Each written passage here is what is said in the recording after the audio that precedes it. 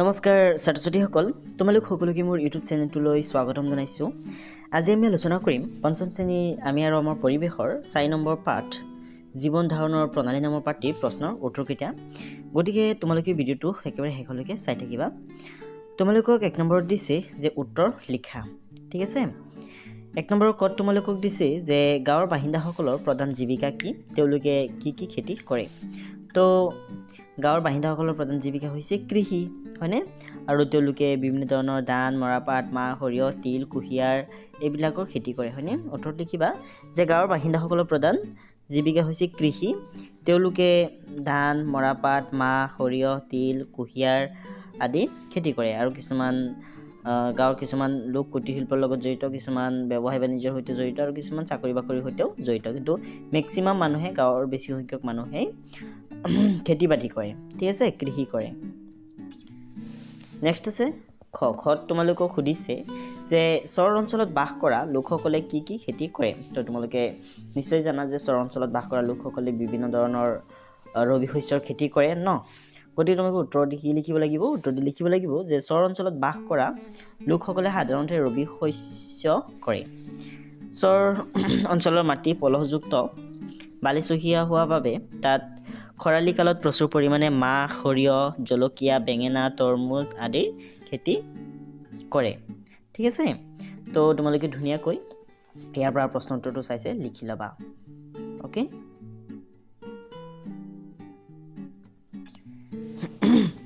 তাৰপিছত গত দিছে যে জুম খেতি কাক বোলে, এই কৃষি পদ্ধতিৰে কি কি খেতি কৰা হয়। তো ইয়াৰ উত্তৰত লিখিবা যে পাহাৰৰ এডলীয়া ঠাইত কোৰেৰে খান্দি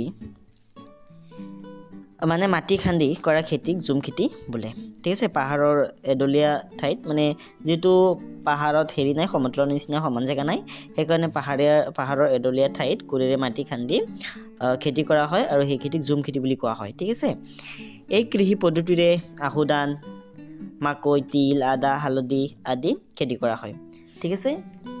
পাহাৰত সমান জেগাৰ অভাৱ হোৱাৰ কাৰণে জুম খেতি কৰা হয়, অ'কে। নেক্সট আছে গত দিছে নৈ পাৰৰ লোকসকলে কিদৰে জীৱন নিৰ্বাহ কৰে। তো নৈ পাৰত যিসকল লোকে বসবাস কৰে তেওঁলোকে কেনেকৈ নিজে নিজৰ জীৱন নিৰ্বাহ কৰে সেইটো তোমালোকক সুধিছে। তো ইয়াৰ উত্তৰত লিখিবা যে নৈৰ পাৰত বসবাস কৰা লোকসকলে কৃষিকাৰ্যৰ লগতে মাছ ধৰিও জীৱিকা নিৰ্বাহ কৰে। গৰু, ছাগলী, হাঁহ, কুকুৰা, গাহৰি আদি পালন কৰিও এই অঞ্চলৰ মানুহে জীৱিকা নিৰ্বাহ কৰে। তো নৈৰ পাৰত যিসকল লোকে বসবাস কৰে তেওঁলোকে কম বেছি পৰিমাণে খেতি বাতি কৰে, কিছুমানে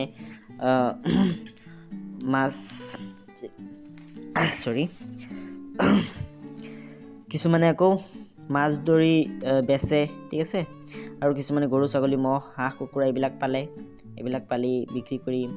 টকা উপাৰ্জন কৰি সেইবিলাক কৰে চলে, ঠিক আছে। নেক্সট আছে উঙত দিছে যে চাহ বাগিচাৰ শ্ৰমিকসকল কি কি কামৰ লগত জড়িত। চাহ বাগিচাৰ শ্ৰমিকসকল কি কি কামৰ লগত জড়িত তোমালোকক সুধিছে। তো ইয়াৰ উত্তৰ তোমালোকে লিখিবা যে চাহ বাগিচাৰ শ্ৰমিকসকল বাগানৰ কুমলীয়া পাত ছিঙা, উদ্যোগলৈ বস্তু অনা নিয়া কৰা, যন্ত্ৰ পাতি চলোৱা আদি বিভিন্ন কামৰ লগত জড়িত। তাৰমানে চাহপাত উৎপাদন কৰিবৰ কাৰণে যিবিলাক হেৰি হয়, কাম কৰিব লগা হয়, সেই সকলোবিলাক কামৰ সৈতে চাহ বাগিচাৰ শ্ৰমিকসকল জড়িত, ঠিক আছে। তো এইদৰে তোমালোকে ধুনীয়াকৈ লিখি ল'বা। তাৰপিছত তোমালোকক 2 নম্বৰত দিছে ক অংশৰ লগত খ অংশ মিলোৱা, ঠিক আছে। তো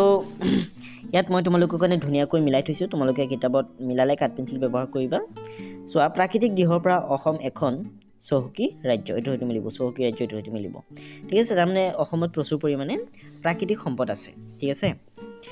প্ৰাকৃতিক সম্পদ মানে কোনবিলাক সম্পদ, যিবিলাক সম্পদ আমি প্ৰকৃতিৰ পৰা পাওঁ, ঠিক আছে। যেনেকৈ নেকি বিভিন্ন ধৰণৰ উদ্ভিদ, গছ গছনি, ঠিক আছে, চৰাই চিৰিকটি, এইবিলাক হৈছে প্ৰাকৃতিক সম্পদ। নেক্সট আছে অসমৰ ভৈয়াম আৰু পাহাৰ দুয়ো অঞ্চলতে কি হয়, চাহ বাগিচা দেখা যায়। অসমৰ ভৈয়ামতো চাহ বাগিচা আছে আৰু অসমৰ পাহাৰতো চাহ বাগিচা আছে, ঠিক আছে। গতিকে এইটো সৈতে মিলিব। আদিম মানুহে কি কৰিছিল, অগৰী জীৱন যাপন কৰিছিল। আদিম মানুহৰ স্থায়ী গড় নাছিলে, নিৰ্দিষ্ট কোনো গড় নাছিলে, তেওঁলোকে মানে খাদ্যৰ সন্ধানত ইফালে ইফালে ঘূৰি ফুৰিছিলে আৰু য'তেই ৰাতি হৈছিলে অলপ ছেফ জেগা দেখিছিলে তাতেই মানে ৰাতি কটাইছিলে। কোনো ধৰণৰ স্থায়ী ঘৰবাৰী নাছিলে ঠিক আছে নেক্সট আছে যে চৰ অঞ্চলত বসবাস কৰা লোকসকলে সাধাৰণতে ৰবি শস্য খেতি কৰে ধান খেতি কমি কৰে ৰবি শস্য খেতি কৰে ঠিক আছে কাৰণ চৰত ৰবি শস্য বৰ বেছিকে হয় ঠিক আছে কাৰণ চৰৰ মাটি বালিচহীয়া আৰু বালিচহীয়া মাটিত ৰবি শস্য বেছি হয় ওকে নেক্সট আছে তিনি দিছে খালি ঠাইৰ পৰা ইয়াত তোমালোকক কেইটামান বাক্য দিছে মাজত এটা শব্দ দিয়া নাই খালি ঠাই দিছে খালি ঠাইত উপযুক্ত শব্দবোৰ হ'ব লাগে তো চোৱা কত দিছে যে খৰালি কালত পাহাৰীয়া অঞ্চলত ডিছৰ অভাৱ হয় খৰালি কালত পাহাৰীয়া অঞ্চলত পানীৰ অভাৱ হয় কিহৰ অভাৱ হয় পানীৰ অভাৱ হয় খৰালি কালত পাহাৰীয়া অঞ্চলত পানীৰ অভাৱ হয় তো খালি ঠাইত তোমালোকে পানী বুলি লিখিবা নেক্সট আছে খত দিছে যে বয়াম অঞ্চলবোৰ সাধাৰণতে ডেজ ভূমি বয়াম অঞ্চলবোৰ সাধাৰণতে কেনেকুৱা ভূমি হয় সমতল ভূমি হয় ঠিক আছে প্লেন হয় মানে সমতল ভূমি নেক্সট আছে গত দিছে পাহাৰ অঞ্চলৰ লোকসকলে সাধাৰণতে ডেজ কৰে তো কি লিখিব উত্তৰত পাহাৰ অঞ্চলৰ লোকসকলে সাধাৰণতে জুম খেতি কৰে কি খেতি কৰে জুম খেতি কৰে তোমালোকে জুম খেতি বুলি লিখিবা পাহাৰৰ এডলীয়া ঠাইত কোৰেৰে খান্দি তাত বিভিন্ন ধৰণৰ শস্য খেতি কৰে আহু ধান তাৰপিছত আদা পিঁয়াজ নহৰু এইবিলাকৰ খেতি কৰে আৰু এইবিলাকক জুম খেতি বুলি কোৱা হয় ঠিক আছে গতিকে তোমালোকে জুম খেতি বুলি লিখি দিবা তাৰপিছত আছে গত দিছে অসমত পাহাৰ আৰু বয়াম দুয়ো অঞ্চলতে ডেজ দেখা যায় তো এইটো আমি অলৰেডি পাই আহিছোঁ যে অসমত পাহাৰ আৰু বয়াম দুয়ো অঞ্চলতে চাহ বাগিচা দেখা যায় হয়নে গতিকে কি বহিব ইয়াত বহিব চাহ বাগিচা নেক্সট আছে উঙত আছে দেশ লোকসকলে কুটিৰ শিল্পৰ লগত জড়িত হৈ থাকে তো ইয়াত বহিব গাঁও অঞ্চলৰ লোকসকলে কুটিৰ শিল্পৰ লগত জড়িত হৈ থাকে ঠিক আছে কিছুমান হেৰি আছে কমাৰ আছে কিছুমান আছে কুমাৰ কিছুমান হেৰি কাঠৰ হেৰি বনায় ফাৰ্নিচাৰ বনায় কিছুমানে আকৌ বাহেৰে বিভিন্ন ধৰণৰ আহিলা পাতি বনায় ঠিক আছে কিছুমানে তাঁত কি কয় বিলাক তাঁত শালত কাপোৰ বয় ঠিক আছে মানে আমাৰ যেটো গৰুৱা ভাষা ন হেতু বেঙ্গলী হোৱাৰ কাৰণে মানে মোৰ মাজে মাজে অসুবিধা হৈ যায় ওকে তো তোমালোকে বুজিবলৈ চেষ্টা কৰিব অলপ বেয়া নাপাবা ঠিক আছে তো উত্তৰত লিখিবা যে গাঁও অঞ্চলৰ লোকসকলে কুটিৰ শিল্পৰ লগত জড়িত হৈ থাকে গাঁও অঞ্চলৰ বুলি বহিব নেক্সট আছে চাইড দিছে যে তলত দিয়া বাক্যকেইটাৰ পৰা অশুদ্ধবোৰ বাছি উলিয়াই শুদ্ধ কৰি লিখা তো কিছুমান বাক্য দিছে যিবিলাকত অশুদ্ধ বাক্য আছে গোটেইকেইটা অশুদ্ধ নহয় কিছুমান শুদ্ধ আছে তো যিকেইটা অশুদ্ধ হয় সেইবিলাকক শুদ্ধ কৰি লিখিবলৈ দিছে তো চোৱা কত দিছে যে প্ৰাচীন কালত মানুহে স্থায়ীভাৱে ঘৰ সাজি উন্নত জীৱন যাপন কৰিছিল এইটো ভুল হয় কাৰণ প্ৰাচীন কালত অৰ্থাৎ এই বহুত আগৰ কথা কোৱা হৈ আছে ঠিক আছে তো প্ৰাচীন কালত মানুহে স্থায়ীভাৱে ঘৰ সাজি উন্নত জীৱন যাপন কৰা নাছিলে কাৰণ তেতিয়া মানুহবিলাকে অঘৰী জীৱন যাপন কৰিছিলে ঠিক আছে অনুন্নত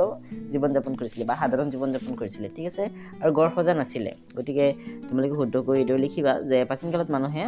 অস্থায়ীভাৱে ঘৰ সাজি সাধাৰণ জীৱন যাপন কৰিছিলে ইয়াত অস্থায়ীভাৱে লিখিবা আৰু ইয়াত লিখিবা সাধাৰণ জীৱন যাপন ঠিক আছে প্ৰাচীন কালত মানুহে অস্থায়ীভাৱে ঘৰ সাজি সাধাৰণ জীৱন যাপন কৰিছিল নেক্সট আছে কত দিছে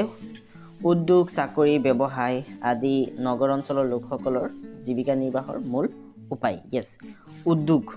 চাকৰি ব্যৱসায় এইবিলাক কৰিয়েইতো নগৰ অঞ্চলৰ লোকসকলে নিজৰ জীৱিকা নিৰ্বাহ কৰে ন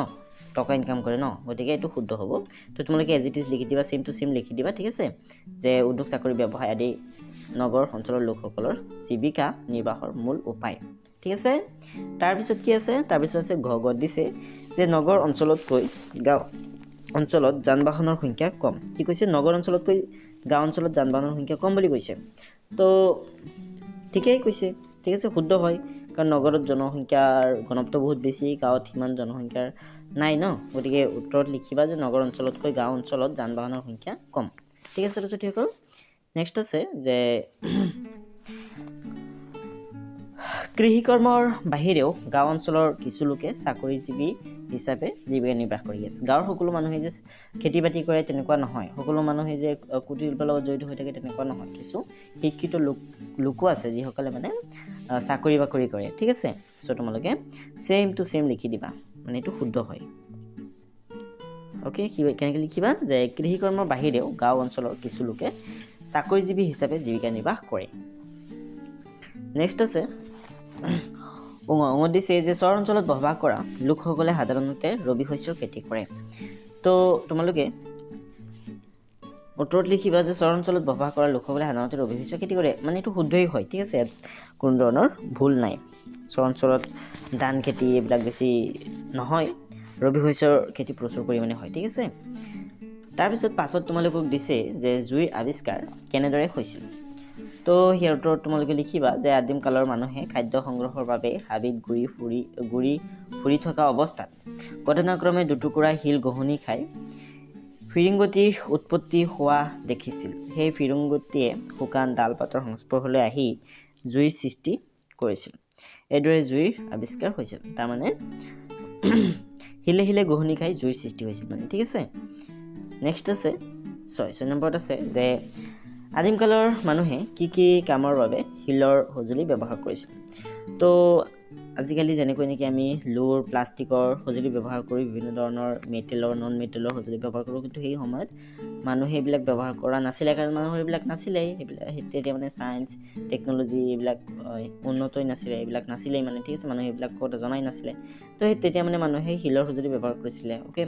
তো কিয় শিলৰ সঁজুলি ব্যৱহাৰ কৰিছিলে কি কাম কৰিব কাৰণে সেইটো সুধিছে উত্তৰত লিখিবা তোমালোকে যে আদিম কালত মানুহে চিকাৰ কৰিবলৈ খাদ্যবস্তু কাটিবলৈ বা গুৰি কৰিবলৈ আৰু ছবি আঁকিবলৈ শিলৰ সঁজুলি ব্যৱহাৰ কৰিছিল ঠিক আছে তো যেতিয়া ক'ল তো সেইদৰে তোমালোকে ধুনীয়াকৈ লিখি পেলাবা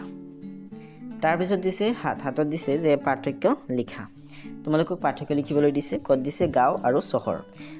চহৰৰ মাজত কি পাৰ্থক্য আছে গাঁৱৰ মানুহে বেছিকৈ খেতি কৰে চহৰৰ মানুহে চাকৰি কৰি ব্যৱসায় কৰে হয়নে গাঁৱৰ জনসংখ্যা কম চহৰত জনসংখ্যা বেছি নেক্সট আছে ভৈয়াম আৰু পাহাৰ ভৈয়ামত পানীৰ অভাৱ নহয় পাহাৰত খৰালি কালত পানীৰ অভাৱ হয় ঠিক আছে পাহাৰত জনবসতি কম ভৈয়ামত জনবসতি বেছি তো তোমালোকে প্ৰথমে কদি গাঁও আৰু চহৰৰ মাজৰ পাৰ্থক্য লিখিবা গাঁও আৰু চহৰৰ মাজৰ পাৰ্থক্য হৈছে গাঁৱৰ মানুহৰ প্ৰধান জীৱিকা কৃষি আনহাতে চহৰৰ মানুহৰ প্ৰধান জীৱিকা গাঁৱৰ জনবসতি পাতল আনহাতে চহৰৰ জনবসতি ঘন হয় ঠিক আছে তাৰপিছত লিখিবা গাঁৱৰ বাটপথ যাতায়াতৰ বাবে সুচল নহয় আনহাতে চহৰৰ বাটপথ যাতায়াতৰ বাবে সুচল নেক্সট তোমালোকে খদি ভৈয়াম আৰু পাহাৰৰ মাজৰ পাৰ্থক্য লিখিবা ভৈয়াম আৰু পাহাৰৰ মাজত পাৰ্থক্য হৈছে ভৈয়াম অঞ্চলৰ মাটি সমতল আনহাতে পাহাৰ অঞ্চলৰ মাটি ওখ চাপৰ ভৈয়াম অঞ্চলত যাতায়াতৰ বাবে বাটপথৰ সুবিধা আছে আনহাতে পাহাৰ অঞ্চলত যাতায়াতৰ বাবে সুবিধাজনক বাটপথৰ সুবিধা কম ভৈয়াম অঞ্চলত খোৱা পানীৰ অভাৱ নহয় আনহাতে পাহাৰত খৰালি কালত খোৱা পানীৰ অভাৱ হয় ঠিক আছে তো ছাত্ৰ ছাত্ৰীসকল আজিৰ ভিডিঅ'টো চাই কেনে লাগিল তোমালোকে কমেণ্ট কৰি জনাবা আৰু ভিডিঅ'টো ভাল লাগিলে ভিডিঅ'টো লাইক কৰি দিবা আৰু নিজৰ বন্ধু বান্ধৱীসকললৈ শ্বেয়াৰ কৰি দিবা আজিৰ ভিডিঅ'টো ইমানেই আছিলে নেক্সট ভিডিঅ'ত পুনৰ লগ পাম আজিৰ ভিডিঅ'টো চোৱাৰ বাবে ধন্যবাদ